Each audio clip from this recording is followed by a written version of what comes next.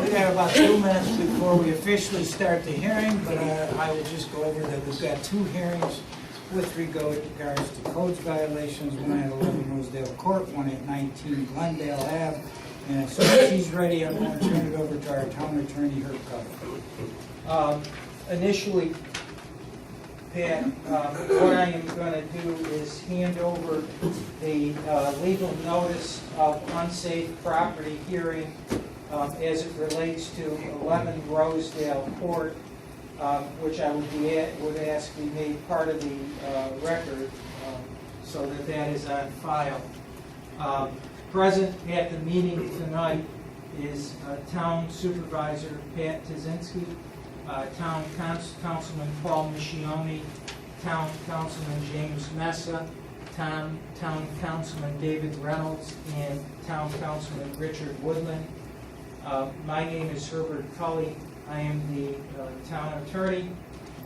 By resolution at the last town board meeting, it was determined after a report having been made by Codes Officer Joseph Booth that we needed to go forward with an unsafe property hearing at this meeting. The property was previously owned by people by the name of McKinney. We became aware in early March that the property had been sold by way of a foreclosure sale, and that it had been taken back by the bank who was the high bidder in that sale. We had intended to have a meeting last month. There was a thought that the property was going to be sold on a site called auctions.com. It was expected that within a couple of days it would have been sold. Regardless of that, we had a resolution passed to go forward with this hearing, especially in the instance that the property did not sell. We became aware very soon after that last meeting that in fact the reserve price had not been met and that the property had not sold. We subsequently sent out our certified notices of unsafe property hearing. The Rizicki firm, which handled the foreclosure, responded to me on Monday. I talked to 2 attorneys in their office. They did not have a lot of information about this property. In fact, were unaware that the property was up for sale on auctions.com, and further were unaware that the property was occupied. When I made them aware that in fact the property was occupied and that we had very serious concerns for the health and safety of citizens because our codes enforcement officer had reported that the property was deteriorating very severely and that the roof was caving in. There was water infiltration, potential mold issues. The Rizicki firm indicated that they would immediately act on this and would get back to me with some kind of proposal as far as going forward. I received a text message from a neighbor yesterday indicating to me that he had followed up on the auctions.com site and that according to that site there was an indication that the reserve had been met and the property had been sold. I called the attorney at Rizicki that I was dealing with, William Knox, I believe, and he and I had a discussion. He indicated to me that he had followed up on our prior discussion, that in fact the bank had commenced proceedings to evict the occupant, that they can't get in there to do the repairs that we are requiring until the property is vacated. And what I had suggested, and he said that they would consent to, and by the way, there's an attorney from the Rizicki firm present here in the audience. What we discussed was that they will go forward and in fact have a return date of June 21st on the eviction proceeding of the McKinney's. Now, what happens is, as some of you may know, you go to court to get an order of eviction, but the warrant of eviction is usually stayed for 10 days or whatever to give somebody a chance to get out. But the representation and the agreement that we would like to make with your board's approval, and counsel is here to stipulate on the part of the bank, is that they will go forward on the 21st of June with all due haste to get the McKinney's thrown out of the property at the earliest possible date, and within 60 days of the date that the McKinney's are out, they will complete the repairs that are needed to secure the roof or replace the roof, do the siding work, whatever needs to be done to bring the property up to code. Counsel, can you identify yourself and let me know if that's agreeable? Yes. My name is Megan Satel. I'm from Rosedale Court. Could you spell, Megan, I need you to speak up a little. I'm sorry. My name is Megan Satel, but my last name is spelled Suttell. I'm from Rozicki and Associates. We're here on behalf of the bank's interest, and we, as Herb has explained, are willing to consent to an order to have the preservation issues taken care of within 60 days of the eviction being completed. And that would be in an order of your board, a resolution. Now, I'm sorry, you're not handling the eviction, correct? That is correct. So you don't know what court? I do not know. Okay. I do not have any information. It's probably in New Hartford Town Court, and certainly I'll be happy to follow up on that.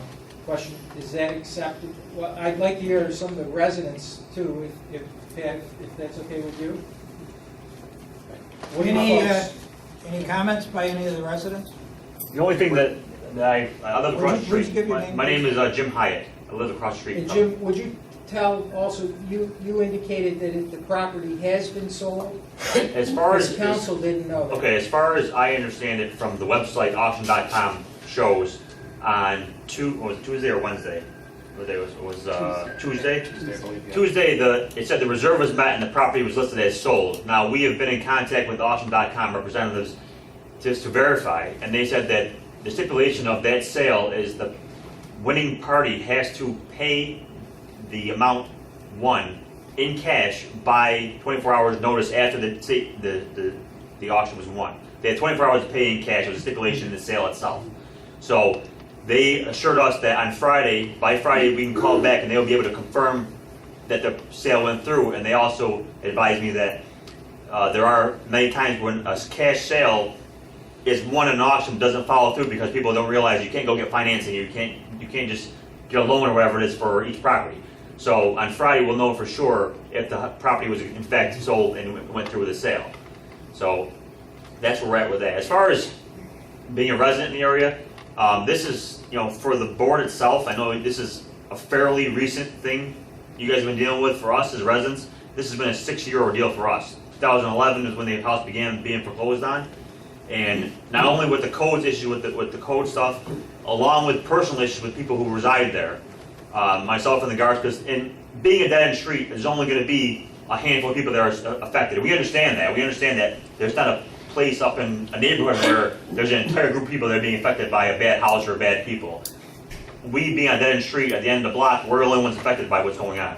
We understand that. So, but in the same breath, we would hope that the board would have the same actions, be it on a main block or in a dead-end street. It's still within the town of New Hartford.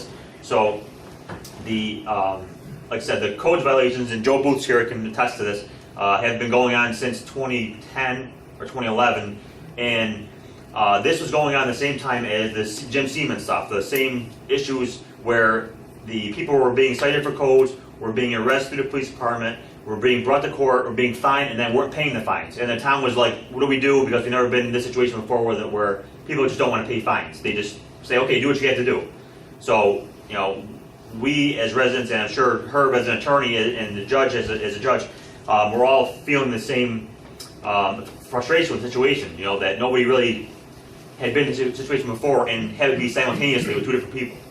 So Siemens thing got handled because the house was vacant and we were able to just take care of that. Well, this was a unique situation because people were still living there.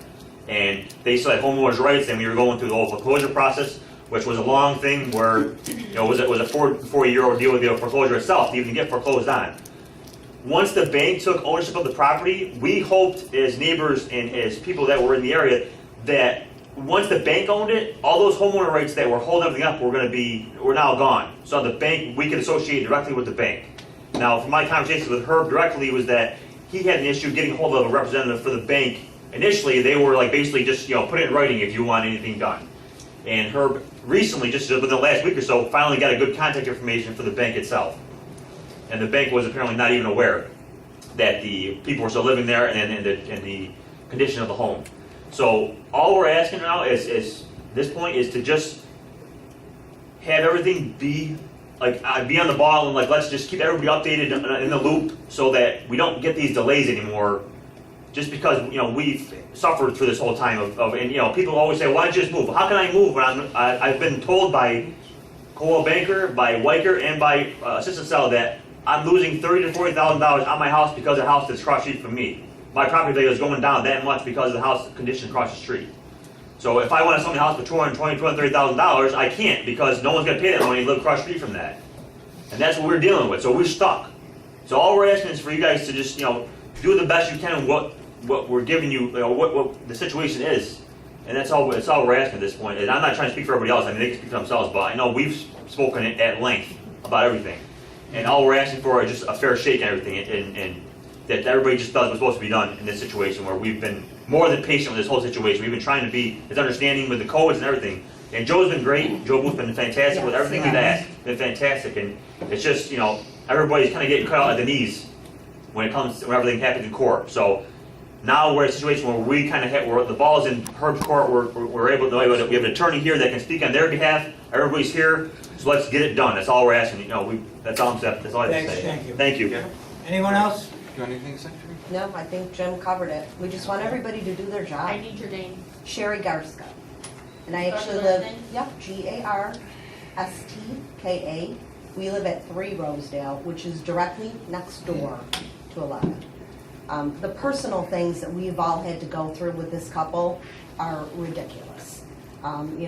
We've had the police called on us. We've been reported to several agencies that we're doing all these horrific things all the time. I have walked out in my yard multiple times and been called every disgusting name I can think of. She's made phone calls to our cell phone, which we don't even know how she got the number. It's just nobody ever wants to do anything about it. We just want we want them gone, and we want this house to look like our homes look. That's it. Thank you. Well, I think we have a timeline subject to whether or not the board is agreeable with that. I have a few questions. Has the bank offered cash for keys to the clients? Our firm is not the firm handling the eviction. Fine Such is the firm that our client chose to handle the eviction, so I have no details regarding the eviction. And usually they don't have contact with the occupants until they show up to the eviction proceedings, and sometimes it's piecemeal if they show up to that. Cash with keys is they would pay the person that's in their money to get right out. Yeah, it expedites the eviction process. While you're going to eviction court, they have an opportunity they can get out quicker, so you don't have to go through the process. I'd like to see that added to it, if the bank's willing to do that, to see if they can even get them out before, because they can actually serve them with a notice, cash for keys. I don't have the authority to do anything on behalf of Fine Such, and that is the firm that's covering the eviction. Would you be willing to give me the name of the person? I'm sure you can get it from the bank. I can get you contact information for who you need to reach out to at that And I firm. would be happy to contact you. All right. Anybody else? But looking at the timelines on that, I think we need to get moving on it. Can we have a motion to approve the settlement subject to my further contacting the bank and the bank's attorney with the strong suggestion that they consider cash for keys in an effort to get the current occupant out more I'll rapidly? make that motion. Motion by Rich, second by Dave. All in favor? Aye. Aye, unanimous. Thank you. Thank you. all Thank you, for your Herb. Thank you very much. Thank you very much. Thank you. Okay, the next hearing we got, The, You have each numbers for the McKinsey, yeah, and Rosinski firm, maybe she's got a card. Rosicki, Rosicky. do you have a, And the occupant's name? that- Is McKean. How do you? Joe, do you have their spelling of their name? It's MCEANEY. MCEANEY. Thank you. You're welcome. Not how I would have spelled it. And your name is Haya, H-Y-A-T-T. HYATT, yep. Thank you, sorry. okay, 19 Glendale, let's go, Okay, Counselor. the next matter is the 19 Glendale property. This matter is a little unique in that this property was taken to court before Judge Copeland. And I have a copy of the written decision that was rendered by Judge Copeland in this case. And after a full trial of the case, wherein Mr. Salustio and his wife appeared with counsel, Judge Copeland made a legal determination that this building constituted an unsafe structure as defined in our ordinance. No appeal was taken from that decision and order, which I'm handing out to you. So this is a little unique because the way our statute is currently structured, an individual has a right to an unsafe structure hearing. Joe presents a written report to us. We then make a determination as to whether we feel that there is possibly an unsafe structure at the property. We then schedule it for a hearing wherein the occupant and/or owners of the property can come forward and be heard with regard to their position in this matter. In this case, there already is a court determination that it is an unsafe structure, and if you notice the judge's decision, he asserts, and Mr. Salustio and Mrs. Salustio were provided with the accusatory pleadings. They appeared, there was a full trial, they were represented by counsel, and at the end of that trial, Judge Copeland found a violation of 107.1.1 that there was an unsafe structure existent at the property. So that's the law of the case. It's never been changed. This is the law. The reason that I asked to schedule this hearing is after we got this determination, as this board will recall, there were discussions about bringing a proceeding in Supreme Court to secure compliance because there were serious concerns as there appears to be a partially completed foundation. There are ditches along the side of the foundation which are deep. They had water in them, and Joe at the last meeting came forward and showed us photographs of what we were dealing with. You all saw it in order this hearing. I believe it to be a very, very, very serious, life-threatening condition that a little kid falling in there, I don't know how you'd get them out if there's water in there, could drown. There is potential liability on the town. Obviously, the primary liability is with the Salustios. However, if the town gave them a building permit, you know that some crazy attorney is going to assert that the town is in some way responsible. And I thought it best to go forward with this, to put Mr. Salustio on notice of this before we go to court, because if we have to go to court, our statute requires him to pay all legal fees that are incurred. I think the photographs, Joe, do you have the photographs? I do. This decision, by the way, was rendered March 9 of 2016. So we're over a year post-decision. It's my understanding nothing has been done. I know Mr. Salustio is here, and I hope he will address these issues. And that's the reason I wanted to have this scheduled, is to give him an opportunity to let us know what, in fact, he intends to do, and then leave it up to this board to decide whether or not you want me to go further. As I said, there already has been a judicial determination that it is an unsafe structure, so that part we don't have to do. Mr. Salustio, do you want to see, you're welcome to see these. Aren't they the ones that are part of the report? Yes. Then I have a copy. So that's all that I have. Joe, when were these taken? There's pictures that were taken today, and they're not stapled. The previous photos are stapled. Can you just highlight what you feel to be the dangerous? Well, first of all, this condition has been in existence. Can I get your name? Joseph. Oh, I'm sorry, Joseph. Okay. This condition has been like this since May 27th of 2015. And this is more than unique because it's a superior wall system which relies on backfill and the construction of the deck for support. Without the foundation being backfilled, it's not stable, as evidenced by one of the photos where one of the walls is falling correctly. That, in combination with the fact that there's large excavations with water in the ditches, if a child did get in there and fall, he could drown, a wall could collapse on him. It's unimaginable to look at that. The site isn't even fenced any longer, as you can see by the photos. There's absolutely no warning. Now there's even debris in the road that wasn't in the previous photos. I could note that, which is presenting a hazard to anybody traversing the road. It's a private road, yes, but it still doesn't belong there.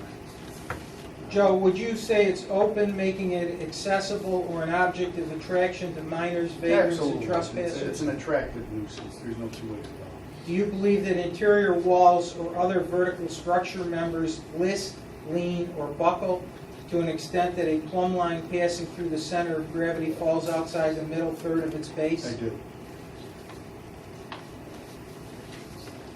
Do you believe that exclusive of the foundation, it shows more than 33% of damage or deterioration to supporting members? I couldn't say it's more than 33% right now, but there's definitely significant damage. The deck is starting to decay. Do you believe it may become a place for rodent infestation? Sure. Do you believe it presents a danger to health, safety, and general welfare of the public? Absolutely. Do you believe it has parts which could fall and injure members of the public or others' property? Definitely. And do you believe it unfit for purposes for which it may be lawfully used? Yes. You guys have any questions? I know Mr. Salustio is here, and certainly he wants to address the board. Do you have any questions? Mr. Salustio, would you like to make any comment? Yes, I would. Lots of comments. Could you spell your name for me, sir? Sallustio. Your first name, sir? Joseph W. When I got word that there was going to be a hearing in May, I sent a letter to Carly with copies to Joe Booth and the town supervisor, saying how this is all because of negligence and the failure to follow New York State Building Code and your local code. And of course, the May hearing did not take place.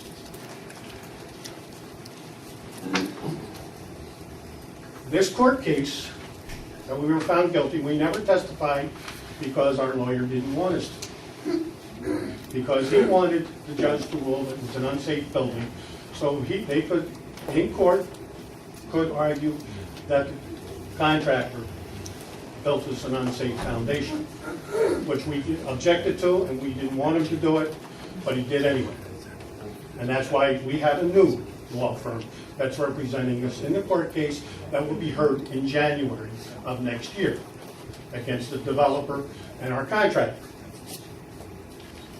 We did not cause this problem.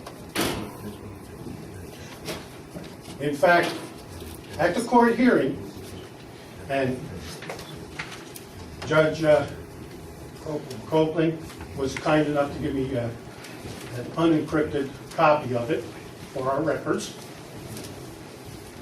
because we'll probably need it, in which Joe Booth testified that he did not know who owned the property until I came in to the office on May 14th of 2015. He also testified under oath that he follows all New York State building codes and local codes. And that wasn't true. It isn't true. An application for a building permit was submitted by Robert Kessler in April Could we have the year? of 2015. 2015. And with a set of plans, as we found out later. The plans were rejected, according to the deposition that Joe Booth gave in relation to this trial. And a new set of plans were given to him because the originals weren't sufficient and detailed enough. No building permit was issued until the 13th of May. Your code specifically states that any building code is to be applied for by the property owner or an authorized person by the property, it's authorized by the property owners. Well, if Joe Booth didn't know who owned the property at the trial, how come he issued a building permit? He had no authority to issue any building permit. The building permit was issued illegally. Sir, I think you're getting into issues that don't relate to this hearing. There already has been a determination, which you acknowledge, you were present in court, that this structure is unsafe. I think the whole issue, well, it's not about whether Joe Booth issued a building permit or Mr. Kessler, who's in the audience, did this or didn't do that.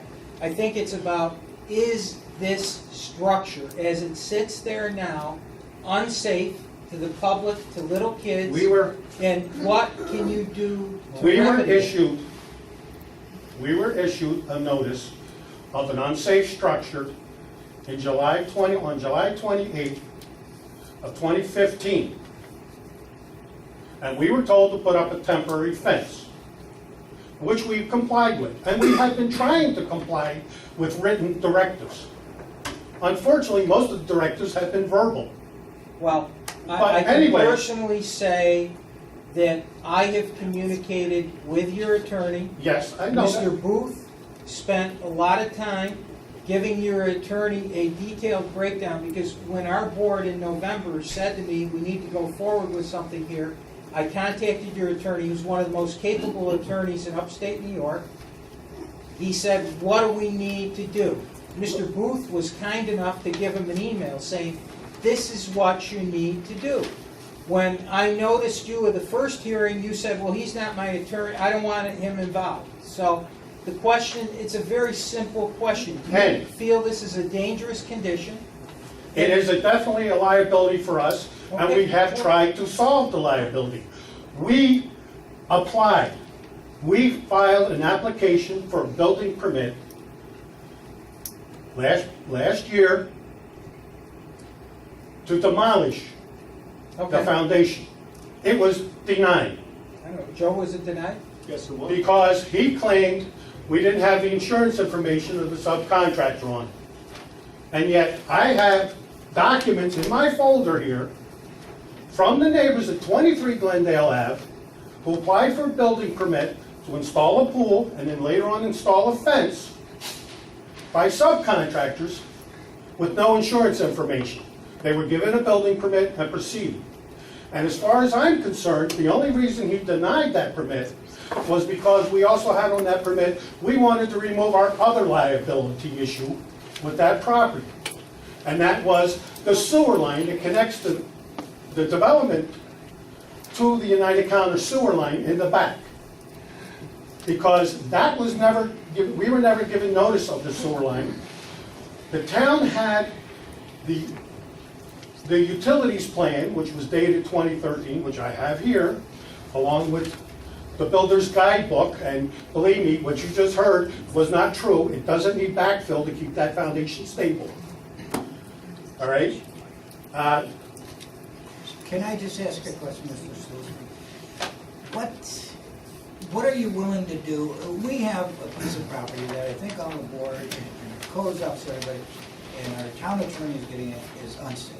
And I think you want to look at it from your own standpoint Again. of having self-liability. What are you willing to do to correct this? I want everyone to understand, we do not feel that this foundation was structurally sound from the time it was built, because certain things weren't, because of where it's placed in the water table and so forth. I will grant you that, We but what would- are we willing to do now? What we are willing to do Yep. is backfill it. Do not intend to build on it, we have no intentions of So you want to building knock on the it. foundation down? No, we don't want to knock Fill the, because the foundation, Backfill it. because once the court hearings, or the trial is all over, depending on what is decided, there may be other things that can be done with that foundation. Okay. Because the foundation is salvageable, and so is a lot of the wood on there. But still leaving that there still presents a hazard. What are we going to do? Are we going to put a fence around it or something to prevent somebody from walking into that, what would be a basement, I guess? It's not, it's all enclosed. Joe, what, is that We'll- permissible? Huh? I'm asking Joe, is that permissible? It's incomplete construction, how do you just leave? No, I that? think what he's saying he wants to do is fill the whole thing in with dirt. No, backfill it. Backfill it. And is Oh, it you covered meant- now, Joe? Oh, I'm I would never consider backfilling it until an engineer verified its integrity. Don't need an engineer because we're not going to build on it. Then it should be removed. Well, the court- Excuse me, 1 second. And maybe you can't answer this, Joe. If those walls are backfilled, and apparently there's a top on there now, Yes, sir. right? A decaying top, yes. Okay. It's not decayed, All right. it's okay. weathered. Okay. Difference. Okay. If that top is sound and it's backfilled, does it any longer present a danger to someone who may be walking there, et cetera, et cetera? There is an area that's covered up by a sign that leads to the cellar, that's not adequately secured. If the entire top deck is secured, that would be a safe situation. Would it be per our code that requires protected lumber that's subject to elements to be left unprotected? No. It'd be an eyesore So for that the would be neighborhood. a second thing that would have to Yes. be dealt with. Because you would be going into another codes violation. Yeah. Okay. Counselor? Again, we're willing to backfill, we're willing to put any additional wood on the basement entrance, so there's no problem there. We'll even cover it with either tar paper or tarps. All right, and we'll enclose the windows. The other thing, Mr. Salustio said I denied his permit because he didn't have insurance. It couldn't be more accurate. What he's inaccurate about is I did issue permits to residents, homeowners, owner-occupied homes without showing insurance. That's allowed. His residence is obviously not an owner-occupied residence. The question is, are you willing to abide by whatever our code says in order to make this a secure and, I guess, a secure structure? If he's Is that willing what to- we're looking at here? Yeah. If he's willing to put it in writing so we know what we're dealing with. That's the problem. All right? We wanted that foundation moved right from the beginning. We didn't want that foundation in there. That foundation was not put in there according to what we wanted. Okay, and I understand that. But you gotta understand our problem. We're looking at for safety here, and if we can Well, accomplish that, We're Counselor. protecting you as much as anybody else, because God forbid somebody gets hurt, you're gonna get sued. So God Counselor, forbid, you have at the back of 3 properties, a wet retention pond. And my understanding of New York State Building Code requires a fence around that. And you also have a ditch that's filled with water and debris across the easement to go from Glendale Avenue to the trail. Well, those are all things Joe And, can do. and there are 2 pits that were dug on town property, which had a temporary fence, which is no longer there, and it has debris in it, right next to the trail, that is filled with water. Both of them are filled with water, a lot of water. And the only reason that my property is full of water is because we've had one of the wettest springs on record, fourth as far as they know, and that the water table has risen. When that property was built and put in, the water table was 2 inches below the foundation. okay, but you're willing to take whatever Joe lists on there for corrective action, you're willing to As do long as that? it's not demolishing it, as long as it's not gonna cost us a small fortune. Ed, I have no idea what it's gonna cost, but he's gotta tell me what his intentions are with the permit, the proposed use. If he's planning on backfilling this foundation for future use, then it's gotta be certified by an engineer that it's capable of being used. Again, until the court case is heard in January, we have no idea where this is going with this foundation. And if I get permission to backfill it, it'd be well aware that it can be needing excavation again to expose the foundation for verification of Right. its Well, structural. that's his risk. That's his risk. So you understand that? And demolishing it also adds a risk because the demolition No, could cause wait a pipe. minute. No, we're You talking- understand that if we're going to allow you to backfill it now, if it's decided later on down the road that you want to sell this or build on it, what Mr. Booth is saying is that that backfill is going to have to be taken out again to have it We inspected. understand that. So you understand? We understand that perfectly. Okay. And we understand that if we or someone else wants to build in there, an engineer has to come in and do this. I mean, we had an engineer, we had an architect ready and everything to, No, I understand. do everything. But But you unfortunately, understand- a mechanics lien was put on the property and we couldn't do anything with it. No, I understand. But just so that you know that if the board decides to go with what is, I think, being proposed here, depending upon what you want to do with that property later on, there may be some additional cost to you, again, for inspection, et cetera, et cetera. I also understand right now, we have an additional problem. Since Joe Booth was up there today, he also knows that the driveway culvert pipe is missing, and there's a big ditch in front of the property with a pile of stone from the driveway, all piled up next to the street. Your driver? Oh, yeah. You mean somebody dug Somebody up took your the pipe? culvert and taken it? Yes, we filed a police report, but the police don't want to file charges, and we've got to get our lawyer on that. Oh, not here. Here, I have a picture of it right here. They dug your pipe out? Do you know who did it? Machine? Yeah, and the police knew who did it. Well, What do we got to do there, Joe? Got to fill it, right? The debris is that's what I was referring to. The debris is representing a hazard on this private highway. What about the ditch? Where The ditch is open, it should be fenced, or at least backfilled. Can you fence it?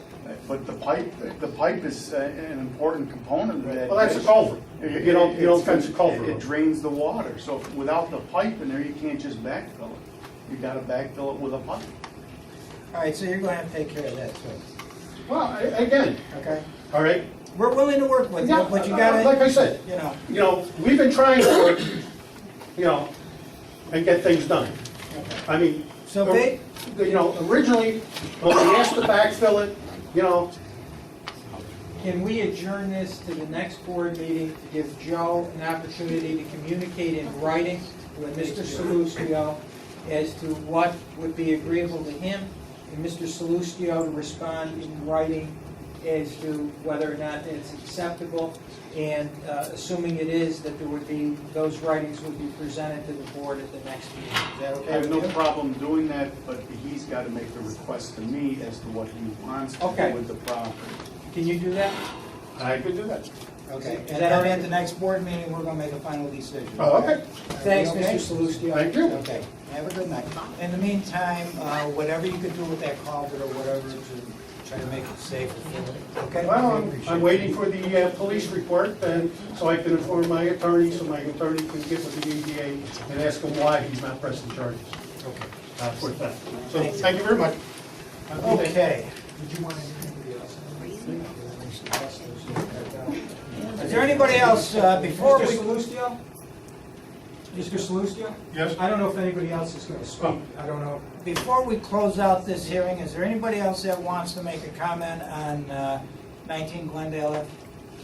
I do. Okay, your name? I am Nancy Katzler. That Okay. is part of my property. And there are fences and there are signs that are repeatedly ripped down because people want to walk through our property. They don't understand it's a private road. We would love to let them use their road, but it hasn't been accepted yet. So for insurance purposes, we put the signs up. Somebody comes illegally, which we have pictures of, walking through our property, ripping our signs down because they're upset with the builder. Our signs are getting ripped down saying private property. The chains are being taken off. We are doing our due diligence. I have videos of the property as I drive through. There are children that come off that trail because it's, you know, the high school's over there. They do come. We're protecting the home, the kids, the people that live in there. We're doing the best we can. But I can't prevent somebody ripping those signs down. I have a video and I have pictures because I'm thinking he just said that we don't protect the property, and we do. Ma'am, you live there now? No, I don't. Okay. I'm married to him, and I own that property. Do you know who dug up the pipe? No. I was away when this whole thing that is being said. I don't know who would dig up a pipe. I don't, I don't understand it. And I wouldn't do that because it costs us over $100,000 to put a road in. That's Mr. Kessler, the developer. So I just want you to know that I have pictures of signs and chains Just blocking for the people record, out. state your name. Mr. My name is Robert Kessler. I am the owner and developer of that development. The pipe that Mr. Salustio is talking about was washed down the street and was blocking the main drainage pipe that goes underneath to the detention pond that's behind his house and then continues on. What was happening was all the material that is in the right-of-way of the road was caving into the ditch. That ditch in front of his house is an actual drainage ditch that was designed and put in by the engineer and was approved by the town. Everything is all filed, all the documentation has been filed since 2012 or 2013. So that's the whole situation with that. Mr. Kessler, is there an area in the back that he was talking about that should be fenced? No, there's no area. There's a trail that goes to the main trail Yeah. that is closed off, like my wife was saying. We put a fence up there to keep people from coming in and out of the And they park. were- I think he talked about a detention pond. Retention pond. The detention pond is something that was installed based upon the engineers and the town board, the town planning board, Planning board. going through all the details, and we put that in because it was something that would help the mitigation of the water of the development. Is that And the full detention pond is not required to be be fenced. fenced? Okay. And Is then- it full of water or anything? No, there's maybe a little bit. What's designed to do is to catch the water of a big rainstorm. It catches the water and then lets it out slowly, so it doesn't overflow roads and things Okay. like that. There's never any more than an inch or two of water in there. That's what it's designed to do, it evaporates. Thanks. Okay. Anyone else? Okay, we're going to close this hearing, and now we're going to, it's a little bit after 6, but we will get into the town board meeting. Yep.